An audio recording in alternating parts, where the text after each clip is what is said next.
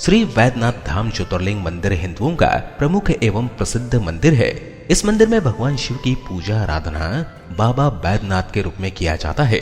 यह मंदिर भारत के झारखंड राज्य के देवघर में स्थित है। सिद्ध पीठ होने की वजह से यहाँ भक्तों की मुरादें जल्दी पूरी होती हैं, इसलिए इस ज्योतिर्लिंग को कामना लिंग कहते हैं। भारतीय पुराणों के अनुसार लोक कल्याण एवं प्रकृति कल्याण के लिए भगवान शिव 12 जगहों पर प्रकट हुए और लिंग के रूप में विराजमान रहे। उन 12 ज्योतिर्लिंगों में से एक वैद्यनाथ ज्योतिर्लिंग भी है, जो 9वां प्रमुख ज्योतिर्लिंग के रूप में पूजा जाता है। देवघर को देवी देवताओं का घर कहा जाता है। यहाँ हर साल सावन में बहुत बड़ा श्रावणी मेला लगता है और यहाँ लाखों शिव भक्तों एवं कांवड़ियों की भीड़ सुल्तानगंज से गंगा जल भरकर 108 किलोमीटर पैदल यात्रा करके भगवान शिव को जल अर्पित करते हैं। वैद्यनाथ धाम की यात्रा श्रावण माह से शुरू होकर भाद्र मास तक लगातार चलती रहती है। बाबा वैद्यनाथ ज्योतिर्लिंग मंदिर के बगल में एक विशाल तालाब है, जिसके आसपास बहुत सारे मंदिर बने हुए हैं और यहाँ शिव मंदिर माता पार्वती के मंदिर से जुड़ा हुआ है। पुराणों के अनुसार कहा जाता है कि वैद्यनाथ ज्योतिर्लिंग मंदिर के बाद वासुकी नाथ शिव मंदिर दर्शन किए जाते हैं, जो कि देवघर से 42 किलोमीटर दूर एक छोटे से गाँव में स्थित है। इस प्रसिद्ध वैद्यनाथ धाम के परिसर में सभी मंदिरों के शिखरों पर त्रिशूल की जगह पंचशूल लगा हुआ है, जिसे एक अजय शक्ति माना जाता है, जो कि एक सुरक्षा कवच की तरह है।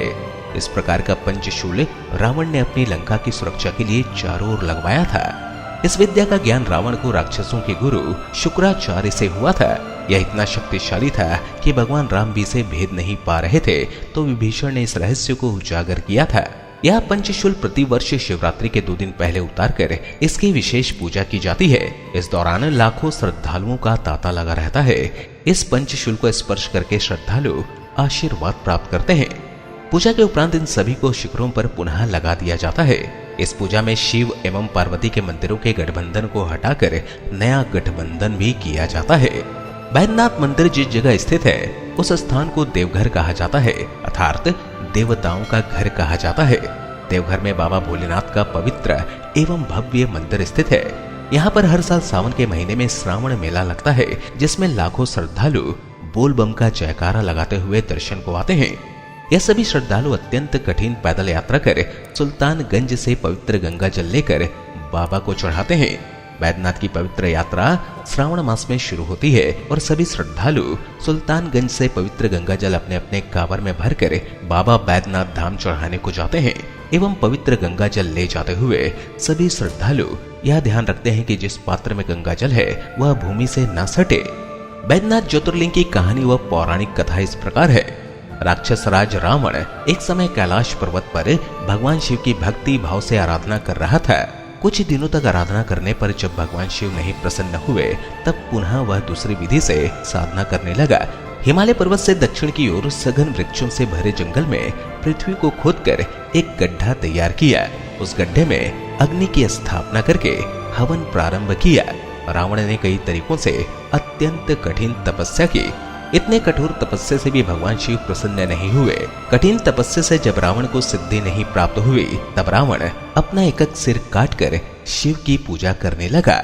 शास्त्र विधि सेवा पूजा करता और उसके बाद अपना एक सिर काटकर भगवान को समर्पित करता। इस प्रकार उसने 9 मस्तक अपना काट डाले। जब वह अपना अंतिम मस्तक काटने ही वाला था, तभी भगवान शिव उस पर प्रसन्न होकर प्रकट हुए और साक्षात प्रकट होते ही रावण के पूर्ववत मस्तक जोड़ दिए। भगवान ने राक्षस राज रावण को बल और पराक्रम प्रदान किया। तब रावण ने नतमस्तक होकर विनम्र भाव से हाथ जोड़कर कहा, देवेश्वर, आप मुझ पर प्रसन्न होइए। मैं आपको लंका ले जाना चाहता हूँ। मेरी मनोरथ सिद्ध कीजिए।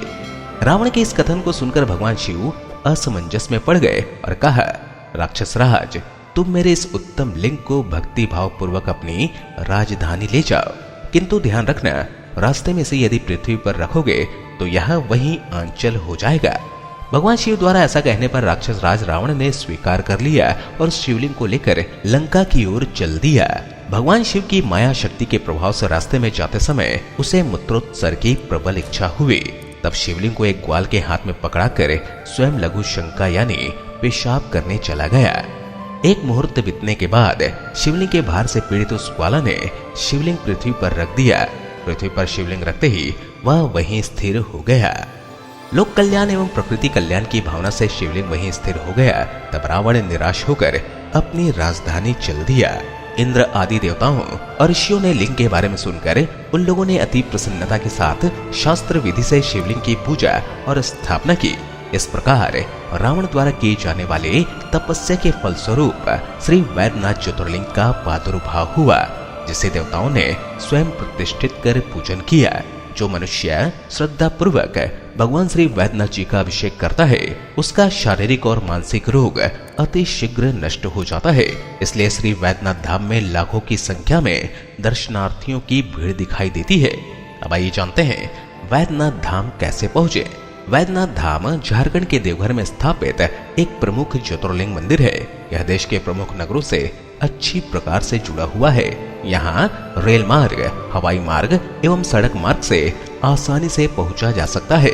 यहाँ का निकटतम हवाई अड्डा लोकनायक जयप्रकाश पटना से 274 किलोमीटर दूरी पर है और निकटतम रेलवे स्टेशन जसीडीह जंक्शन केवल 7 किलोमीटर की दूरी पर है, जो कि देश के प्रमुख शहरों से जुड़ा हुआ है।